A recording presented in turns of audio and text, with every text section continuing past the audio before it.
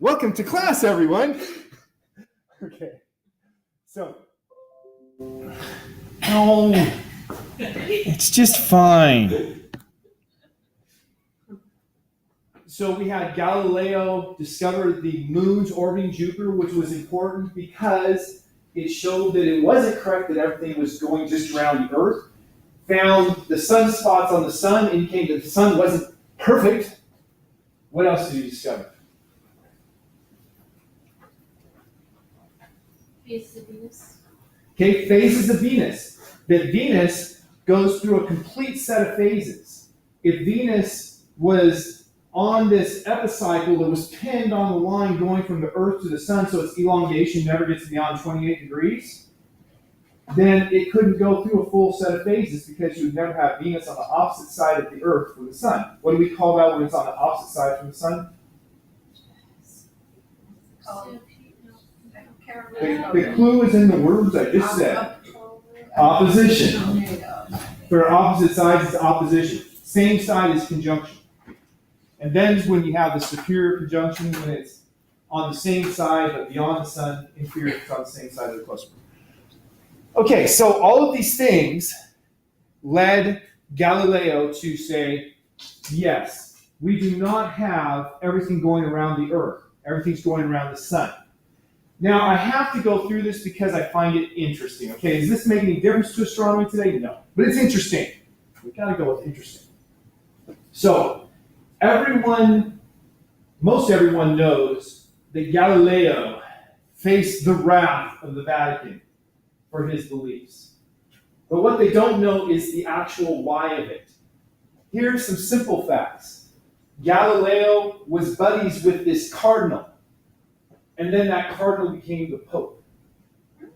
And so Galileo's buddy is the Pope, and Galileo says, I would really like to publish a book that explains my reasoning for why we go around the sun rather than everything going around the Earth. And the Pope was a reasonable man.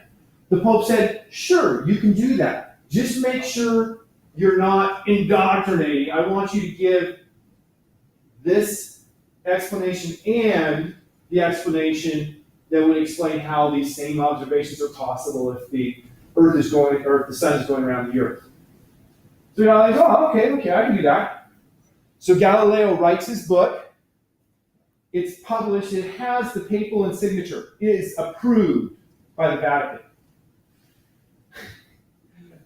And then people start reading it. And what he has in this book is dialogue between a very wise man, a very logical man, and a very simple man. And the very wise man gives all of Galileo's arguments. And the very simple man gives all of the Pope's arguments. And the very logical man says, why yes, the wise man makes sense. I've never read the book. This is what I've read. It's the Cliff's Notes of Cliff's Notes. Right? And so, of course, it gets back to the Pope, hey, he indeed put your opinions in there and ridicules you. And so that's what caused the whole rhubarb. And so he was called in, he was forced to recant, and as popular legend has it, he's here bowing before the Pope, saying that the Earth is the center of everything, and then he mumbles under his breath, and still it is. He was a man who liked tweaking people. He would live very well in today's internet age, where you have the trolls who are just trying to get people riled up. But he did some good science. So let's move on. We don't have the clickers here, but we have the question, whose model is this? That's Ptolemy's. Ptolemy's model had those epicycles. What's the difference in Ptolemy's model and Copernicus's model?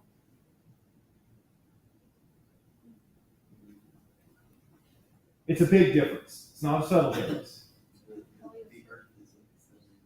Okay, in Copernicus's model, the Earth is at the center, and what are the planets doing?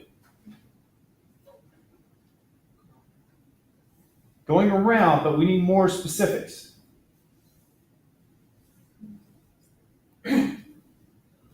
According to Copernicus, they're doing perfect circles with constant speed. But people didn't accept Copernicus's model. Nobody talks about the Copernican model. Well, people who don't understand science talk about the Copernican model, but nobody ever accepted the Copernican model because it didn't predict any better than the Ptolemaic model. And people have 1,500 years of vested interest in the Ptolemaic model. So people accepted the Kepler model. How's the Kepler model different than the Copernican model?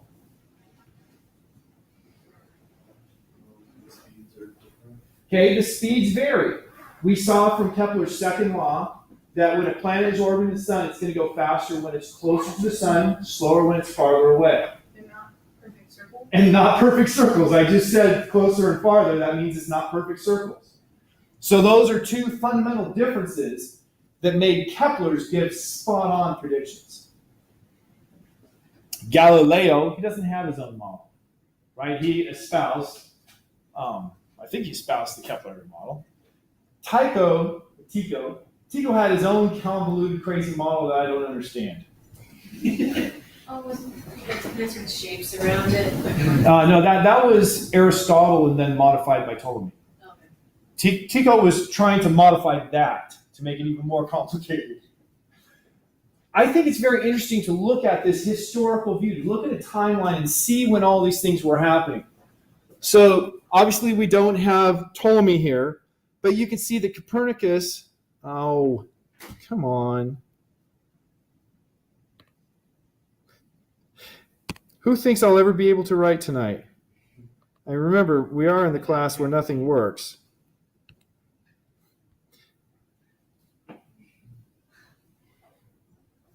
Okay, I won't write. I'll just grin and bear it. Copernicus and Luther were absolute contemporaries. The time of the Reformation was the time when Copernicus was living. Copernicus died just about the same time that Luther did. And look, Michelangelo was also contemporary with those gentlemen. Michelangelo was a little younger. Leonardo da Vinci a little older. Christopher Columbus a little older. What's Christopher Columbus famous for? Following maps that were already written. Okay. Alwan set the standard, discovering America. Now, this doesn't matter at all, except for you guys know I'm Scandinavian, right? You gotta give Eric Red a little credit here, right? He discovered America before Christopher Columbus did. What's that? I don't think he even landed on America, until the first time. Well, he landed on the continent. Yeah. He was exiled to Iceland, and then he traveled down to North America. Oh, it's for Christopher Columbus. Oh, I thought. Yeah. Okay. Yeah. I know more about Eric the Red, personally. And his son, Leif Erikson, right?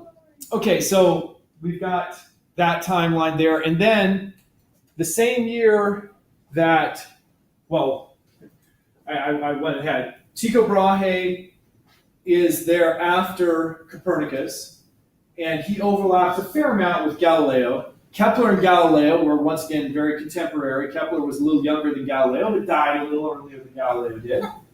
So they were working at the same time. And you can see here, Kepler was hired to work for Tycho Brahe there in 1600, and Tycho mysteriously dies right after that. And then it's 19 years later when he finishes his laws. It was 9 years for the first two, and then another 10 for the last one. And Galileo wrote his dialogues between Simplicius and whatever in 1632, and he's in prison in 1633. Yeah, see how that works. And then in the year Galileo dies, Sir Isaac Newton is born. And I love this here. I don't know why he's on this. Not much of a scientist there, that Blackbird, but he was a contemporary of Newton's. You know, the two could have hung out if Newton was a pirate. And, of course, William Penn, famous for Pennsylvania. And we go forward. We have Bach, who overlapped there with Newton. And you see George Washington, Napoleon. It never seems right that Napoleon's after George Washington. We think of Napoleon as the Dark Ages and George Washington, well, birth of our country. That's recent. Okay, so I find that interesting to look at. Let's talk about Sir Isaac Newton. He built on the results of Galileo and Kepler. He didn't start in a vacuum. He added physics interpretations to the mathematical descriptions of Copernicus, Galileo, and Kepler. Okay, Kepler's laws were based on scientific observation, but no science, actually. He didn't have a reason for these laws to be true other than they gave the right predictions. That's not science. Newton gave it science. So here's some major achievements. He invented calculus. Right, Nick? Right. He's working on calculus. He discovered the 3 laws of motion, which we will talk about a little bit, not very much. And he discovered the universal law of mutual gravitation, which we're going to talk about a lot because that's super important to astronomy. Now, since I've been talking about history, I'll talk about more history that is not going to be tested anywhere, but it's kind of cool to know. Everybody knows about Newton's apple, right? Mm-hmm. Tell me about Newton's apple. Just whatever you think it's about. Go ahead. This is probably, I don't know how correct this is, but this is what I was told, that he was like, I don't know what he was doing, and then he was like under a tree, and then an apple hit him, and he was just like, wait, how is it possible, whatever, and he just goes off from there. That's all I know. Okay, there is very important significance to the Newton's apple story. But most people just know it exists, and they have the bones of the story. What Leslie said is correct, but we want to have the real understanding, because the real understanding is something important to us. We have to start with Newton's life. You guys know anyone who's like super smart but a total screw up in school? Oh, sorry. That was Newton. Yeah. Leslie's all, why yes, I know someone. Kidding, of course. That would be horrible. That would be horrible of a teacher to say that of a student. Okay, but that's what Newton was. When he's in grade school, he's sitting there in class, the teacher's trying to teach, yammering on about history or something, and Newton would be sitting there trying to work on his little inventions, doing things to impress the ladies. And so the teachers, everyone's like, well, school isn't this guy's thing. So he got him a job as a shepherd. So as a shepherd, you really only have one responsibility: watch the sheep. Well, what do you suppose Newton was doing when he's out there watching sheep? Working on his little inventions again. And so people are like, okay, this guy's wicked smart. We've got to find a way for academics to work for him, because clearly this whole working as a normal person isn't coming out for him. So he got sponsorship and was sent to university. I should say his father died. I don't remember if it was before he was born or soon after, but his mother remarried when he was like 2. His mother's husband said, whoa, hold on there a minute. I married you. That's not my kid. That kid's going to have to live somewhere else. And so he was raised by his grandmother. So he's in university, and he's once again a pretty crummy student. And finally, in his last year, he's like, oh man, I'm going to graduate. And when I graduate, I have 2 options. If I'm a good student, I can get a job and stay in academia and do stuff I love. But if I'm a bad student, I'm going to have to go get a job again. And so his last year, he straightened things out, did good. He got hired as a house scientist for a professor. Basically, that means he's like a graduate student. And so what do graduate students do? If you were at a public university, it'd probably be a student teaching this class. Somebody who's graduated with a bachelor's degree in astronomy, now they're going to teach astronomy class to you. Because why would you waste your expensive professor teaching a class to undergraduates? They make them teach like 1 class, maybe 2 classes a year. But so he's teaching classes. And then the greatest thing that could ever occur in his life happened. The Black Plague. Yay! Everybody cheers. Okay, Black Plague, what do you know about Black Plague? Yeah, kills lots of people. That's not good. Especially when the university is where you send your future, right? Your young, bright minds. That's you guys, right? So you send your young, bright minds there, and you don't want all those young, bright minds to die. That would be bad. That's why, like, when we have war, we have exemptions. If you're going to college, you don't have to be in the draft until things get really bad. And so they're like, well, we don't want all of our young, bright minds to die, so they canceled school for like a year and a half.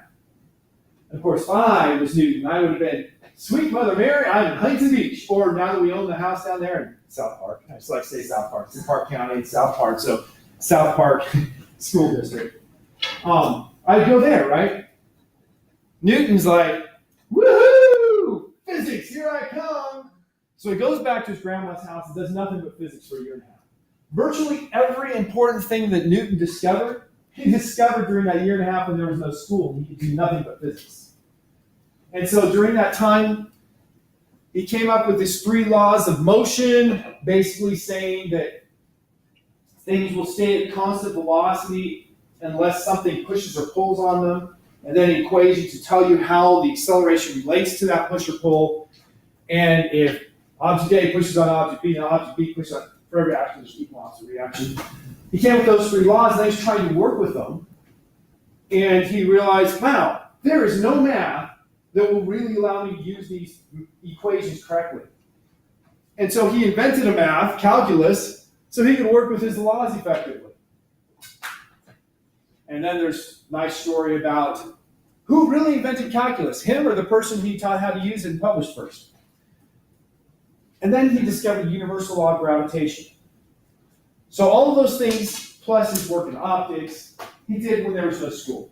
Another thing you should know about Newton, he was a very religious man. He wrote more on religion than he did on science.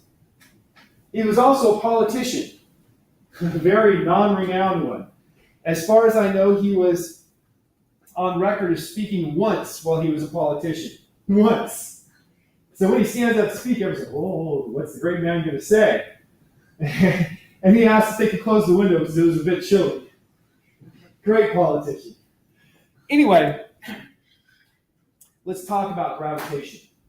The universal law of gravitation says that any 2 objects that have mass is a measurement of how much stuff is present. So any 2 objects that have any stuff in them are going to be attracted to each other. And furthermore, that attraction is proportional to the product of the masses. So if we take the mass, the unit of mass in physics is the kilogram. And so let us suppose that I was down to 100 kilograms. I'm not. I'll get there someday. Who am I kidding? That would be 220 pounds. If I get out 220 pounds, I would be like, nah. But let's say I'm 100 kilograms, and all on here is clearly a smaller person than me. He's not this small, but let's say he's 50 kilograms. So I'm 100 kilograms, he's 50 kilograms. We're both heavier than that, really. I said heavier. Heavy is a force, not a mass. But we both have more mass. And so if we're going to talk about the force between us, we take my 100 kilograms multiplied by his 50 kilograms, and we have 5,000 kilograms squared that our force is proportional to.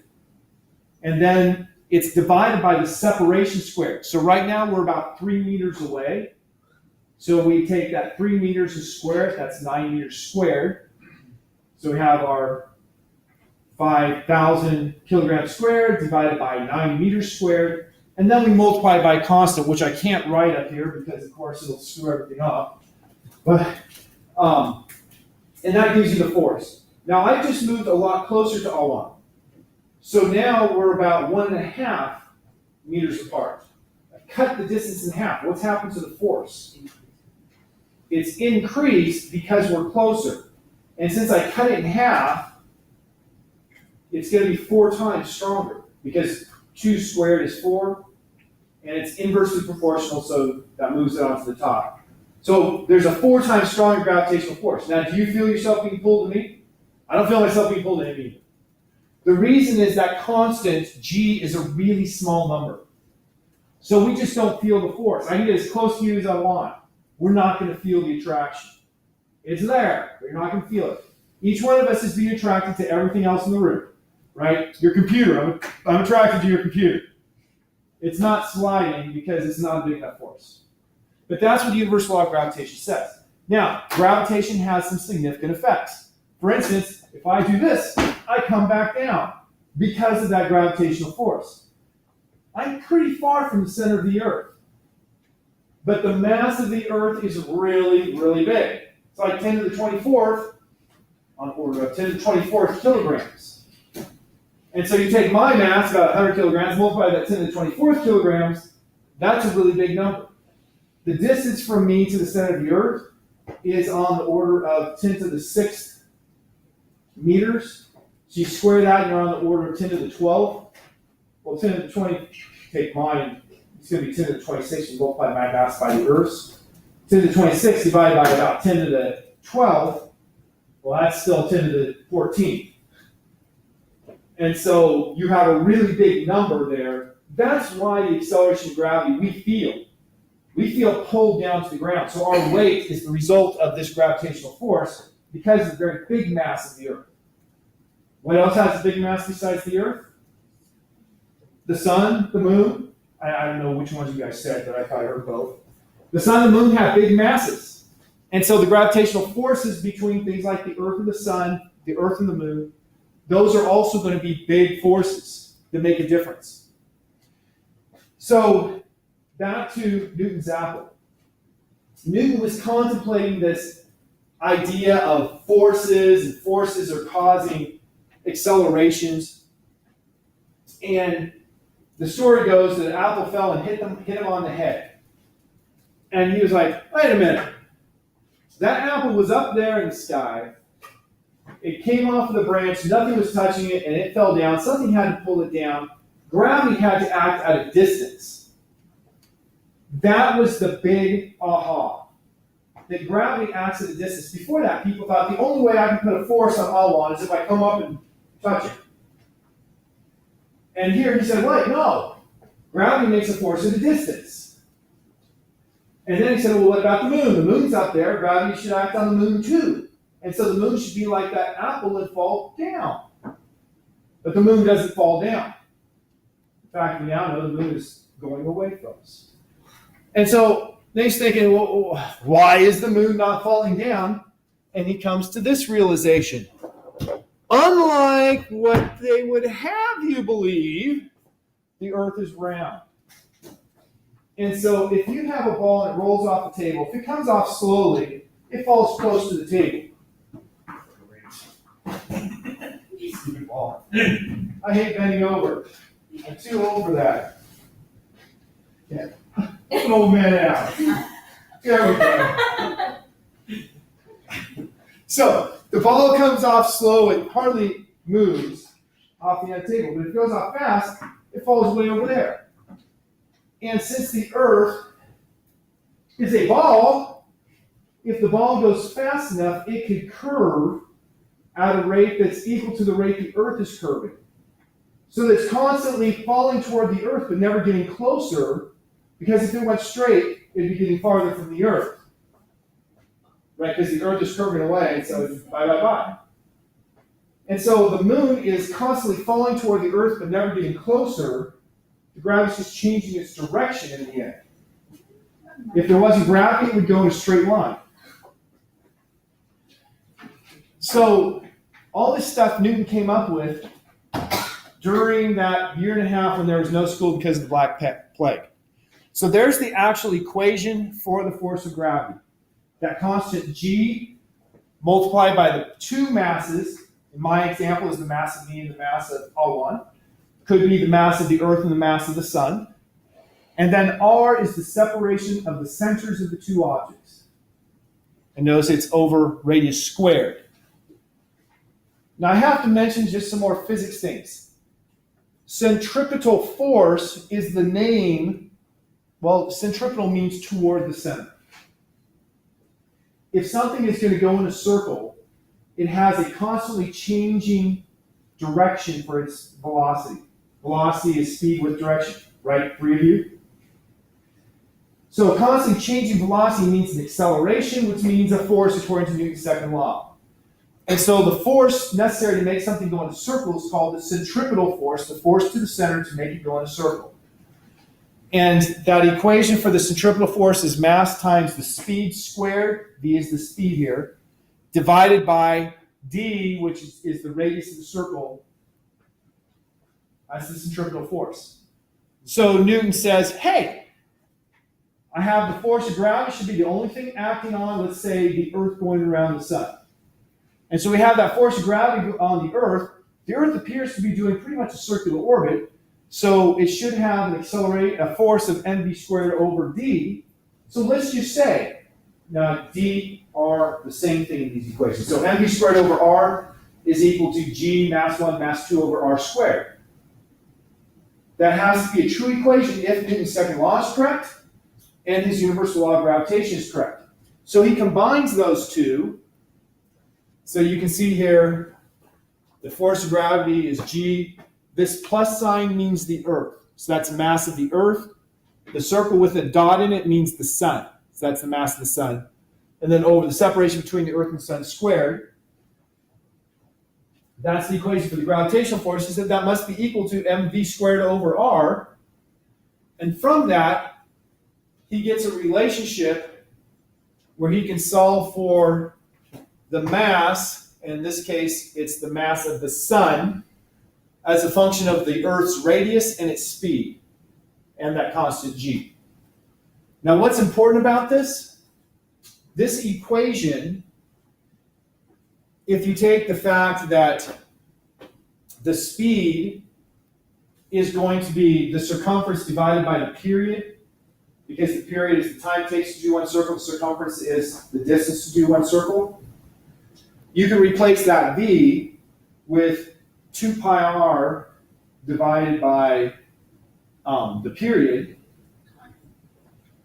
and then you square it, and this d is the same as that r, so you're going to have r cubed on top and period squared on bottom. Where have you seen distance cubed and period squared in the last one day?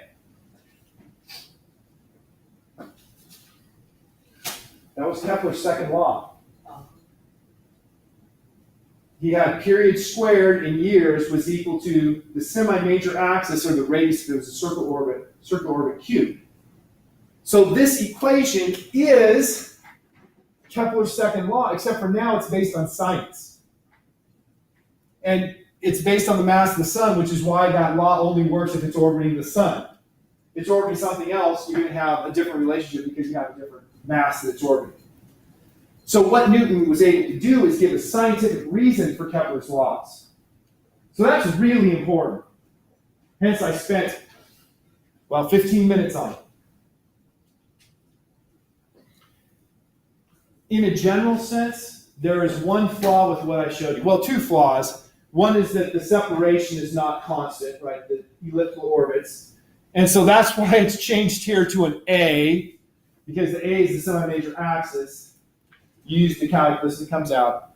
And it turns out that the sun is not stationary. The sun and the Earth, if the Earth and sun were the only two things in the universe, the Earth would orbit the sun, and the sun would orbit the Earth. Kind of. They really orbit what's called the barycenter, center of mass. And the barycenter between the Earth and the sun is within the radius of the sun, but it's not at the center of the sun. So the sun does little loops, while the Earth does really big loops. And the actual, since they're both moving, you have to consider the mass of both. So it's the mass of the sun plus the mass of the Earth is equal to 4 pi squared over g times the semi-major axis cubed over the period squared. That's the correct equation. So when you look at the orbit of object A around object B, and you measure the semi-major axis and the period, you actually can calculate the sum of the masses of the two objects. But here's the thing. The mass of the sun is on the order of 10 to the 30th kilograms. The mass of the Earth is on the order of 10 to the 24 kilograms. The sun's like 1,000,000 times more massive. Putting that in money sense, if I have my $1 and you have your $1 million, and you steal my $1, makes a big difference to me, makes no difference to you. Same idea here. The mass of the Earth makes no difference to this equation because the sun is 1,000,000 times larger. So in practice, we just talk about the mass of the sun, or if we have any planet orbiting a star, we just talk about the mass of the star because the mass of the planet is so small compared to the mass of the star. Still, with all this said, you guys heard of yeah, now the word just completely leaves my head. Extrasolar planets. Extrasolar planets are planets not in the solar system. Planets orbiting other stars. One of the ways they find extrasolar planets is to look at the wiggles of a star. Because the Earth is a small mass that still makes the sun do small wiggles. Usually they can't see the planets, but they look at the wiggling of the star and they calculate what planet mass must be orbiting, or not what planet mass, well, what the period must be for planet orbiting and so on. And so they can calculate about the object orbiting by looking at the wiggles.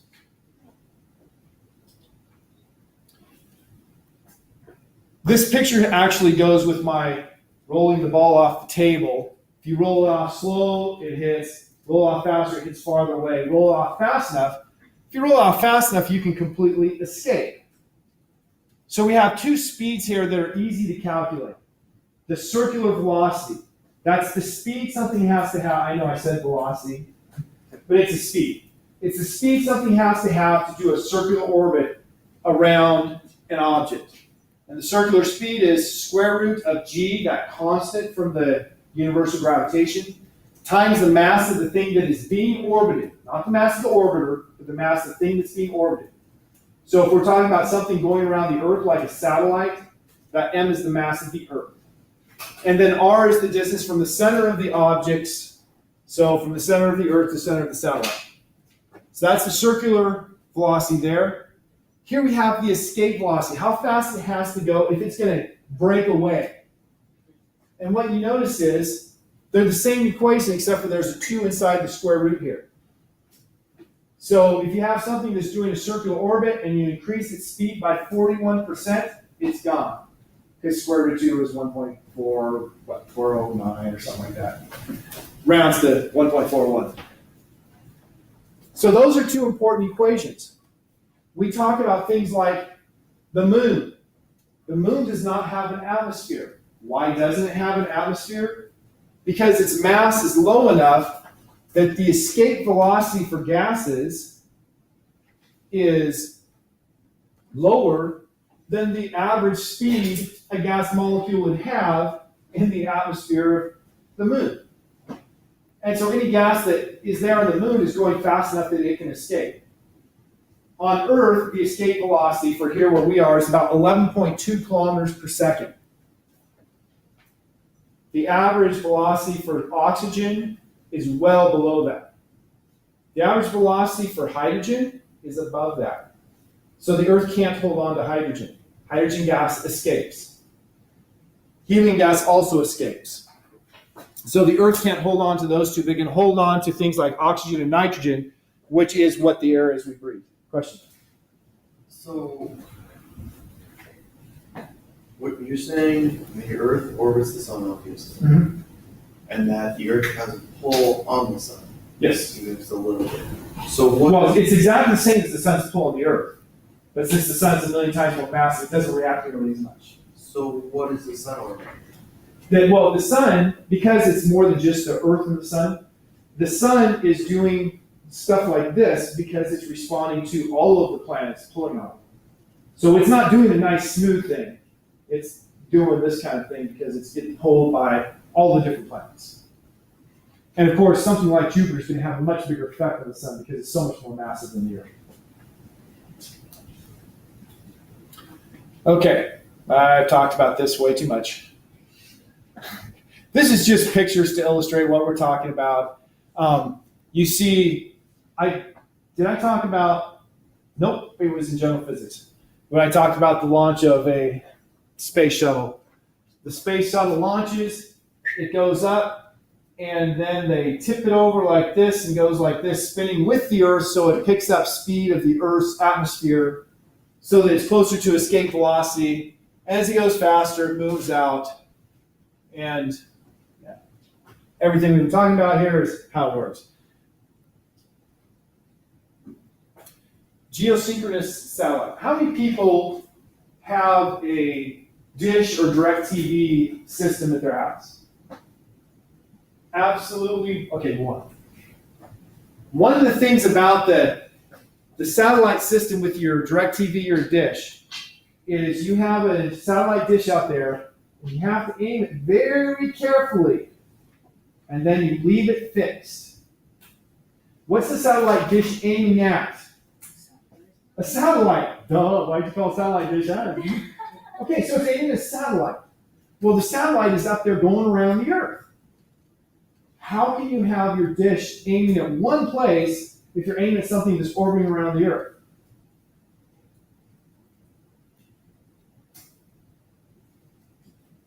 You say that again? How can you have a satellite aimed at one place in the sky if you're aiming at something that's orbiting around the Earth? If it's orbiting at the same speed as the Earth is rotating. It has to be orbiting, well, let's go with at the same period. It has to be orbiting the same period, so relative to the Earth, it's never moving. And it better be on the equator. If it's not on the equator, then you're going to have to be going north-south all the time. So it has to be on the equator and orbiting with the same period as the Earth. So we call something like that a geosynchronous orbit. And you can calculate the radius for geosynchronous orbit depends on the mass of the Earth and the period of the Earth. So there's only one radius. Well, now we have a problem. Everybody wants to put a satellite in geosynchronous orbit. But they all have to be the same height. You can't put a bunch of them there.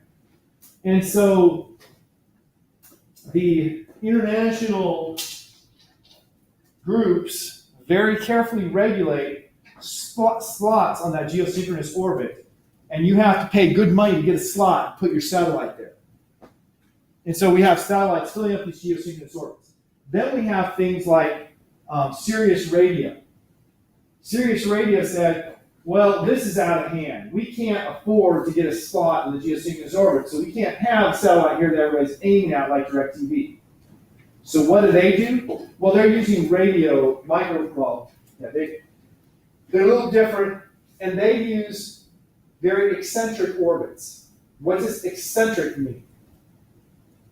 Remember I used the example, you say that web guy's an eccentric fellow? Very weird or odd. The eccentric orbits are very elliptical.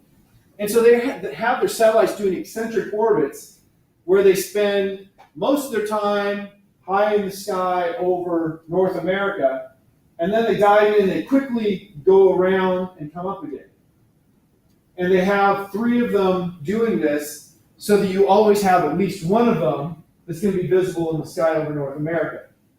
Their period is the right period to, well, actually I don't know what the period is. But they have the 3 of them offset, so you're always going to have at least one in the sky overhead in North America, so we can always get our Sirius Radio. Pretty ingenious, isn't it? They did not take the straightforward approach, they used a creative approach.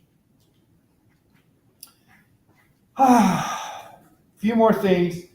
We have 3 people here who are in general physics. We're going to say these things a whole lot in the upcoming weeks. Energy and motion. Energy. What is energy? Something none of us have this time of night, right? Mm-hmm. Energy is the ability to do work. Work is when I push on something, okay, so I'm not going to push on this paper because that would be mean. I push this water bottle and it moves. Then I've done work on it. If I push on it, it doesn't move, that's not work. If it moves and I'm not pushing on it, I didn't do any work on it. But work is pushing on something and it moving parallel to the direction you pushed. And so energy is the ability to do work, the ability to do that. And you have 2 ways that can happen. One is, and this one's really obvious, if I take my ball and I throw the ball, and it's going to hit his water. When it hits the water, is it going to make the water move? It should. That means that it must have had energy because I threw it. We call the energy in motion kinetic energy. Kinetic means motion. So kinetic energy is energy it has because it's moving. And you all experience this. If I take this ball and I throw it really hard at you and it hits you, It's going to make you move and it's got to cause some pain. That's because of its kinetic energy. The equation for kinetic energy is 1/2 the mass times the speed squared. I like my example here. If a ball is thrown gently, it hits your hand with very little pain. If the ball is thrown very hard, it hurts to catch it. Now let's look at these. 1/2 mass times speed squared. Let's say that I have a BB, and that BB comes at you at 100 miles an hour. If it hits you, is it going to hurt? You bet it will. Is it going to do much damage to you? 100 miles an hour, probably not. Why not? Because it doesn't have very much mass. Now, if we take a bowling ball and we have the bowling ball come at you at 100 miles an hour, if it hits you, is it going to hurt? It's going to do damage? Your bet it's going to do damage because it has a lot more mass. Right? The mass makes a big difference, but so does the speed. If I have the bowling ball and it hits you at 5 miles an hour, it's going to do probably more damage than the BB at 100 miles an hour, but still not going to do a huge amount of damage. So the speed matters, the speed is squared, the speed matters more, but mass and speed both play into it. Thermal energy. Man, we are covering so much physics, your brains are just going to be full. Thermal energy is a statistical calculation of the energy of all of the different little balls flying around in the air, all the different molecules. Air is like 21% oxygen, 79% nitrogen. So the air has all these little molecules flying around that are constantly hitting you. If they hit you harder, you feel it. Because you say, wow, that's hotter. Because the hotter they are, the faster they're moving. The faster they're moving, the more kinetic energy they have. And when we're talking about the collection of molecules, we just call that the thermal energy. So higher temperatures means they're moving faster, they have higher kinetic energy. Finally, potential energy. Let's imagine this was a bowling ball. If I take the bowling ball here and I drop it and it hits my toe, what's it going to do to my toe? It is going to do something bad, right? Well, we already talked about when it hits my toe, what kind of energy did it have? Kinetic energy, because it was moving. But up here, it didn't have any kinetic energy. I let go, and it fell down. So something had to make it start moving, and that had to do with its position. Potential energy is the ability to do work because of position. And so we have gravitational potential energy. The higher it is, the more potential energy it has. The lower it is, the lower potential energy. That's, of course, extremely important in astronomy because gravity is extremely important in astronomy. Conservation of mass. You ever heard of conservation?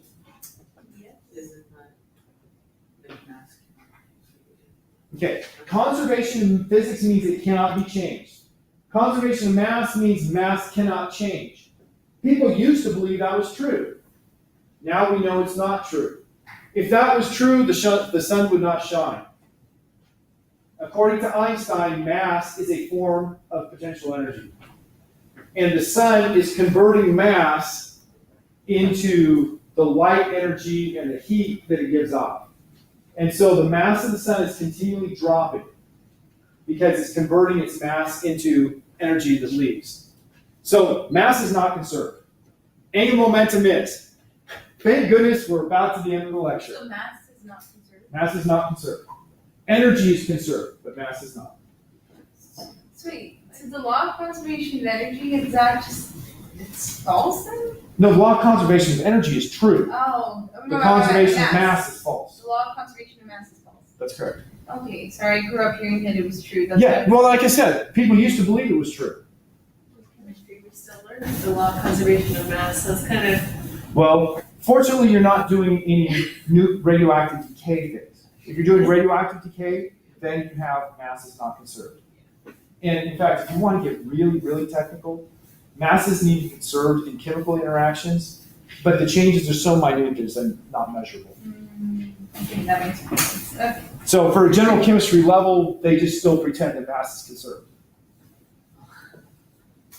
And you'll probably, any good textbook author probably has a little fine print, assuming no radioactive decay or something.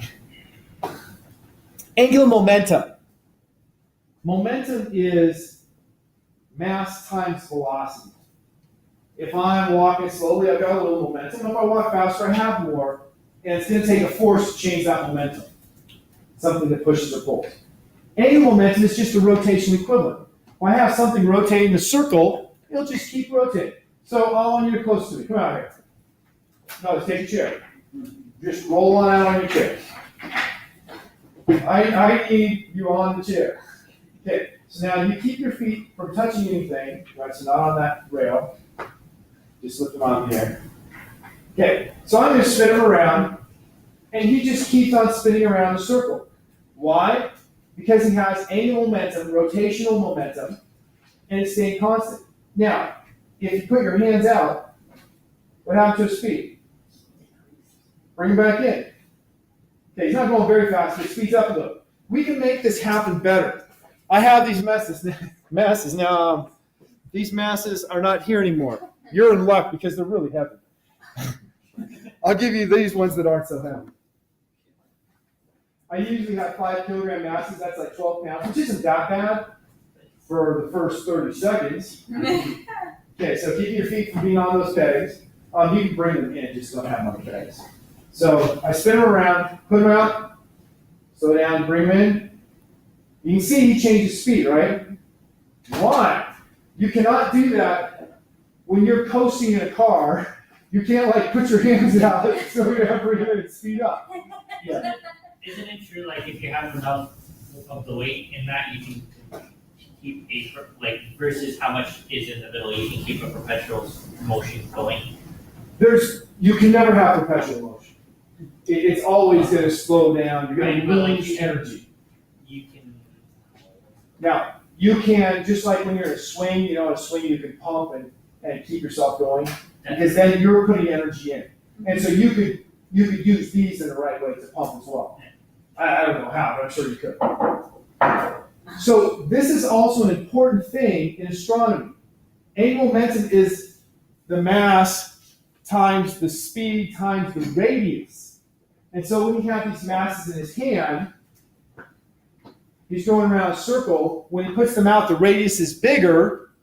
The speed is going to have to drop to keep the same angular momentum, because angular momentum is conserved. Bring them in, the radius is small, the speed's going to have to go up. That explains why Kepler's law says that the planets go faster when they're closer to the sun, slower when they're farther away, because the radius is smaller, the speed has to get bigger. You have a question? Okay, so it depends all on the radius? Yes. Well, it depends on the mass and the radius. The mass and the radius. So it's the radius of the mass. So you take some examples, like, let's say you have a figure skater. The figure skater, I'm going to use these. Make me a better figure skater. So the figure skater is going to do a spin. So the figure skater comes out, and they're going like this, and they want to do a spin. What do? Okay. They swing their leg, and then they pull them in, and they spin, right? By bringing these in, they started their spin, they bring them in, and they speed up. And let me tell you, while figure skating is not very fun to watch, they are pretty darn talented. Like, to not fall over on your noggin when you're spinning like that is pretty crazy. And instead they're going like this, looking in the same place every time around. I'm like, how? And all the flips they do, it's crazy. Of course, a flip in figure skating is not head over. It's that would be even crazier. And at least I can't remember her name. There's at least one girl who actually did a forward flip. Yeah, I don't remember her name though. Something Bonelli. What in the ASTR? Okay, so I just did this example here. This is important. We have things spinning like the planets going around the solar system. The theory is we had a big cloud of gas, it collapsed, and things start spinning faster because of conservation of angular momentum. So it plays a big role in astronomy. All of this is physics that's been developed in the last 400 years or less to help us understand modern astronomy.